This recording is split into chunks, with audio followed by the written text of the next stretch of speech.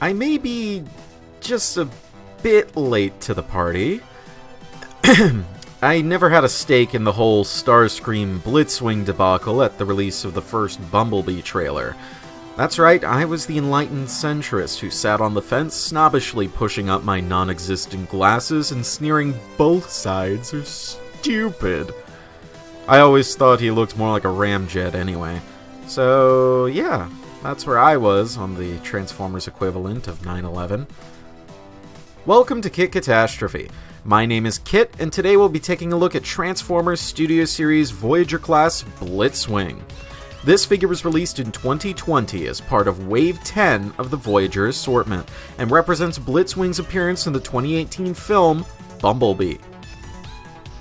The Transformers Wiki facetiously says Blitzwing's alternate mode in no way resembles a McDonnell Douglas F4 Phantom II, and they didn't even need to try to say it with a straight face because it's unironically the truth. The real F4 Phantom is an aerodynamic angel made of pure sex, while Blitzwing here looks like he scanned an advertisement for the Last Night Nitro Zeus off the back of a crumpled up newspaper. You see it, right? The similar wing shape, the color layout, Blitzwing going for this odd smoke gray fade similar to Nitro's jet black cockpit, but differs in Blitzwing's second tail fin as opposed to Nitro's singular spike. This isn't to say Blitzwing's jet mode is bad, far from it, it's just inaccurate, which is a major bugbear to some people, so I might as well mention it. His color scheme is a little more lively than the Winged Womanizers, since while he's mostly a pale khaki and dark gray, he does have some smatterings of red here and there to break things up, most noticeably in these thin stripes along the wings. How riveting. I still, for the life of me, do not understand this fade on the nose. It's not camo, since it's just one giant blob. It's not weathering either, since it's in the wrong place. The only purpose I can think of for it is arbitrary color separation, which it fails at in this mode since it's so concentrated. The sculpted detail is fine, but nothing to write home about. It's mostly just repetitious panel lines running down the spine and the wings, all serviceable stuff. If the transformation seems look ugly to you, it's because these panels making up the ailerons don't really line up on my copy, and appears this stems from a semi-common bit of mold flash on their ends. I've tried my best to fix it by cutting away said flashing, and the results have improved, but still aren't quite right. Things are at least looking up towards the front, where Blitzwing features an opening amber cockpit, with nothing to display except his own head. Some people have likened his chin to the pilot's seat, but that results in Blitzwing doing his best Revenge of the Fallen breakaway impression, so I just keep his head turned down. Down below the nose cone lies a piece of deployable landing gear. Only the front one moves, the rear pair is completely static. While we're down here, I just like to marvel at how flush the underside is. Naturally, you can see damn near his entire robot mode, but that's unavoidable in all but the most idiosyncratic jetformers. Here, I consider an underbody this flush to be a good enough testament to the engineering, as he remains sleek and flat despite being made of blatant robot bits. See Revenge of the Fallen Mindwipe and Hunt for the Decepticons Terradive if you want a better idea of what I mean. As far as accessories and vehicle mode go, he comes with two drop tanks that affix underneath the wings. Like their name suggests, you can display him with or without them without worrying about things like accuracy. It's not as if the designers cared about that either. At the very back is a 5mm port that can accommodate Blitzwing's rifle and pass it off as some sort of refueling apparatus, as well as two flight stand compatible ports that provide space for his replacement hand. I just love it when a figure can carry all of its accessories in either mode. Fortunately, Studio Series Blitzwing doesn't feature a run-of-the-mill jet transformation scheme. He's rather smart in the way he uses his mass. You kind of have to be in order to achieve such a sleek fuselage. I really dig how the body of the plane peels open, leaving the main flesh of this Decepticon to work its magic before it zips back up in the opposite direction. It feels like you're turning him inside out, and not in one of those cheap all the robot parts are hidden inside ways, since you could see just about everything to begin with. I love how the legs are essentially the entire flank mass of the jet, and if the feet weren't visible at the start, you'd have no idea. So many great ideas in this transformation, and I haven't even mentioned the way the cockpit spins around independently from everything else. Strangely, my copy seems to only allow rotation in the clockwise direction. Leave a comment if yours is the same. It's astonishing that Blitzwing was able to become such a lithe and wiry robot from an admittedly heavyset jet. It's kind of ironic considering the actual Blitzwing from the movie was the opposite. Given a choice, I think I'd still prefer this. I love my lanky robots. His proportions and his articulation allow him to take some really natural stances where you can visibly feel his weight, if that sentence makes sense to anyone but myself. Looking at him, it was completely reasonable for people to expect him to be Starscream. He's gray and red, and the lack of blue is understandable when viewed through the lens of realism. His wings are facing the same direction and are swept back, though this time their tips get pointed up, a stylistic decision I am 100% on board with.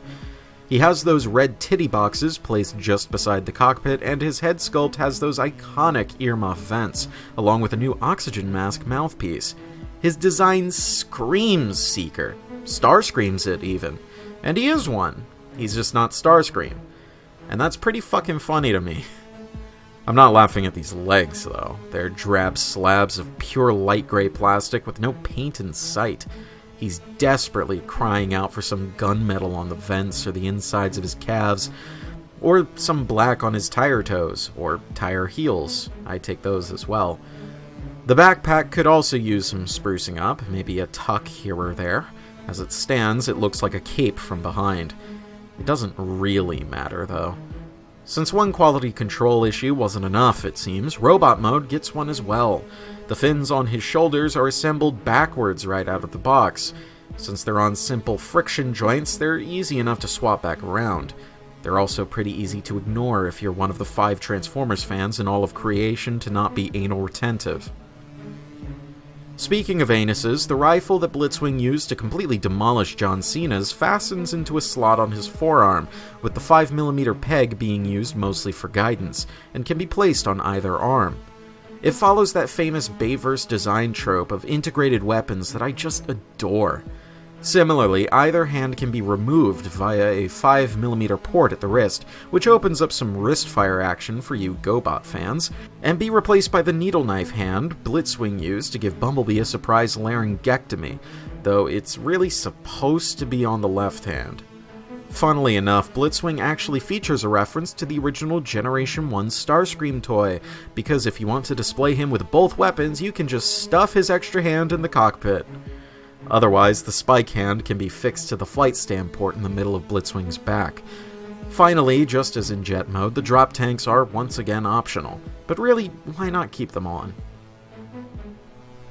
Blitzwing has 25 dedicated points of articulation, and most of them have great range.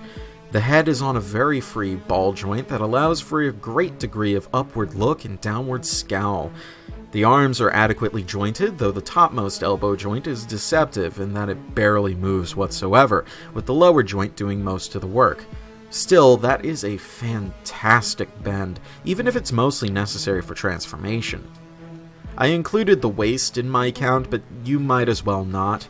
Out of all of his joints, this is the most limited. I'm not even sure it's supposed to move. You do get some adjustable front and side skirts, even if the latter are wholly unnecessary. His knees bend adequately, and his ankles have an amazingly deep pivot thanks to transformation.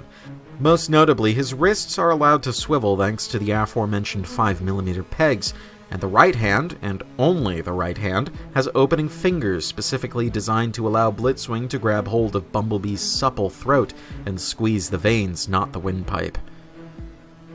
I actually missed out on Blitzwing's initial release for one reason or another. He showed up at a brief moment in time when I was focusing on actually important expenses, and disappeared once I was again able to get him. Fortunately, he was still available online, so I ended up getting him after the fact. Now that I've had him in hand for most of the year, I'm really glad I went back for him. His vehicle mode might be a little ugly, and his paint job could use a lot of love. There's some great engineering on display here, and his robot mode is to die for. If there's ever a true sequel to Bumblebee, as the jury's still out on Rise of the Beasts, I hope for the chance to see this awesome Decepticon back in action somehow. I'd say he deserves it, especially when he has a toy as astounding as this. If you like this video or otherwise found it helpful or informative, then please subscribe for more reviews like this in the future, and feel free to suggest topics for future reviews in the comments. When we return, I know I'm late to the party, like 10 months late. But better late than never, right? Coverage of Transformers Kingdom starts next time. This has been Kit Katastrophe. Transform and roll out.